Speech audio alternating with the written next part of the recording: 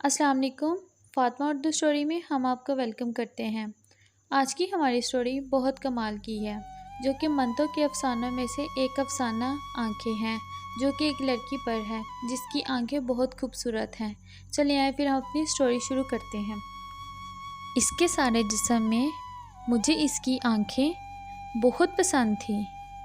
یہ آنکھیں بالکل ایسی تھیں جیسے اندھیری رات میں موٹر کار کی ہیڈ لائٹس ہوں، جن کو آدمی سب سے پہلے دیکھتا ہے۔ آپ یہ نہ سمجھیے گا کہ وہ بہت خوبصورت آنکھیں تھیں، ہرگز نہیں۔ میں خوبصورتی اور بد خوبصورتی میں تمیز کر سکتا ہوں، لیکن معاف کیجیے گا، ان آنکھوں کے معاملے میں صرف اتنا ہی کہہ سکتا ہوں کہ وہ خوبصورت نہیں تھی، لیکن اس کے باوجود ان میں بے پناہ کشش تھی۔ میری اور ان آنکھوں کی ملاقات ایک ہسپتال میں ہوئی تھی۔ میں اس ہسپتال کا نام آپ کو بتانا نہیں چاہتا، بس یوں سمجھ لیجئے کہ ایک ہسپتال تھا جس میں میرا ایک عزیز آپریشن کروانے کے بعد اپنی زندگی کے آخری سانس لے رہا تھا۔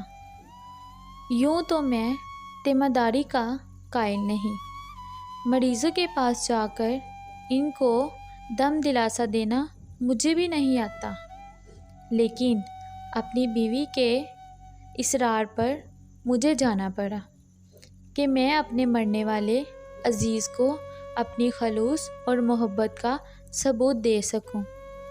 یقین مانیے کہ مجھے سخت خوف ہو رہی تھی۔ ہسپتال کے نام سے ہی مجھے نفرت تھی، معلوم نہیں کیوں۔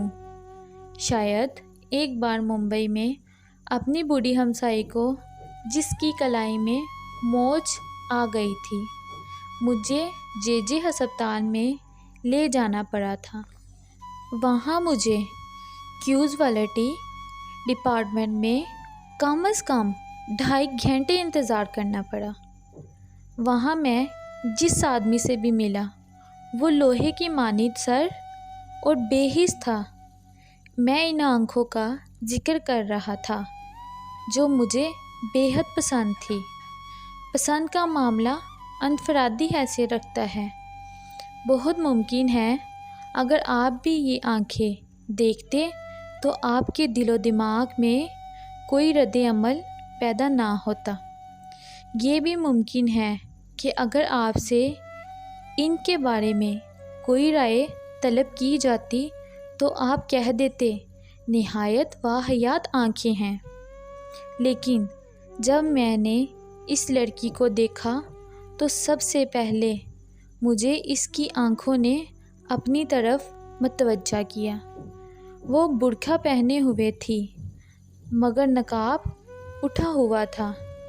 اس کے ہاتھوں میں دوا کی بوتل تھی اور وہ جنرل وارڈ کے برآمدے میں ایک چھوٹے لڑکے کے ساتھ چل رہی تھی۔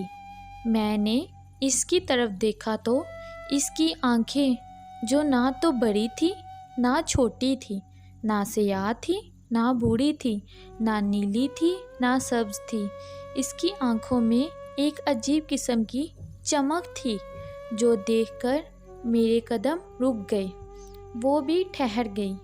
اس نے اپنے ساتھی لڑکے کا ہاتھ پکڑا اور بکھلائی ہوئی آواز میں کہا، تم سے چلا نہیں جاتا؟ لڑکے نے اپنی کلائی چھڑوائی اور تیزی سے کہا، چل تو رہا ہوں، تو اندھی ہے؟ میں نے سنا تو اس لڑکی کی آنکھوں کی طرف دوبارہ دیکھا۔ اس کے سارے وجود میں صرف اس کی آنکھیں ہی مجھے پسند آئی۔ میں آگے پہنچا اور اس کے پاس پہنچ گیا۔ اس نے مجھے پلکیں نہ جھکانے والی آنکھوں سے دیکھا اور پوچھا، ایکس رے کہاں کیا جاتا ہے؟ اتفاق کی بات ہے کہ ان دنوں ایکس رے والے ڈپارٹمنٹ میں میرا ایک دوست کام کر رہا تھا۔ میں نے کہا، آؤ میں تمہیں وہاں لے چلتا ہوں، میں بھی ادھر ہی جا رہا ہوں۔ लड़की ने अपने साथी लड़के का हाथ पकड़ा और मेरे साथ चल पड़ी। मैंने डॉक्टर सदीक का पूछा तो मालूम हुआ कि वो एक्सरे लेने में मसरूफ़ हैं। दरवाज़ा बंद था और बाहर मरीज़ों की भीड़ लगी हुई थी। मैंने दरवाज़ा खटखटाया तो अंदर से तेज़ो-तंद आवाज़ आई, कौन? दरवाज़ा मत ठोको। लेकिन मैंने फिर दस्तखत दी। दरवाज़ा खुला और डॉक्टर सदीक मुझे गाली देते देते रह गए। ओए तुम हो? हाँ भाई, मैं तुमसे मिलने आया हूँ। दफ्तर में गया तो मालूम हुआ तुम यहाँ हो। आ जाओ अंदर। मैंने लड़की की तरफ देखा और इससे कहा आ जाओ, लेकिन लड़के को बाहर ही रहने दो। डॉक्टर सदीक ने हौले से मुझसे पूछा, कौन है ये? मैंने जवाब दिया, मालूम नहीं कौन है, एक्सरे डिपार्टमेंट का पूछ रही थी। मैंने कहा चलो मैं ले चलता हूँ। डॉक्टर सदीक ने दरवाज़ा और ज़्यादा खोल दिया और वो लड़की और मैं अंदर दाखिल हो गए। 4-5 मरीज़ थे। डॉक्टर सदीक ने जल्दी जल्दी इनकी स्क्रीनिंग की और इन्हें रुखसत किया। इसके बाद कमरे में हम सिर्फ 2 ही थे, एक मैं और एक वो लड़की। डॉक्टर सदीक ने मुझसे पूछा, इन्हें क्या बीमारी है? मैंने इस लड़की से पूछा, क्या बीमारी है तुम्हें? एक्सरे के लिए तुमसे किस डॉक्टर ने कहा था? अंधेरे कमरे में लड़की ने मेरी तरफ देखा और जवाब दिया, मुझे मालूम नहीं क्या बीमारी है। हमारे मोहल्ले के एक डॉक्टर हैं, इसने कहा था एक्सरे लो। डॉक्टर सदीक ने इससे कहा मशीन की तरफ आएं। वो आगे बढ़ी तो बड़े ज़ोर के साथ इससे टकरा गई। डॉक्टर ने तेज़ लहजे में कहा, क्या तुम्हें सजाई नहीं देता? लड़की खामोश रही। डॉक्टर ने इसका बुर्का उतारा और स्क्रीन के पीछे खड़ा कर दिया। फिर इसने स्विच ऑन किया। मैंने शीशे में देखा तो मुझे इसकी पसलियां नज़र आईं। इसका दिल भी एक कोने में काले से धब्बे की सूरत में धड़क रहा था। डॉक्टर सदीक ने 5-6 मिनट तक इसकी पसलियों और हड्डियों को देखता रहा।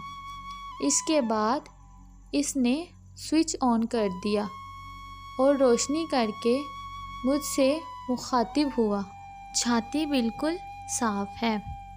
आपको हमारी वीडियो कैसी लगी कमेंट सेक्शन में ज़रूर बताएं और हमारे चैनल फातिमा उर्दू स्टोरी को ज़्यादा से ज़्यादा सब्सक्राइब करें और बेल नोटिफिकेशन को ऑन करें ताकि हमारी आने वाली वीडियो की तमाम अपडेट्स आप तक पहुंच सकें और आप सुन सकें। अल्लाह हाफिज़।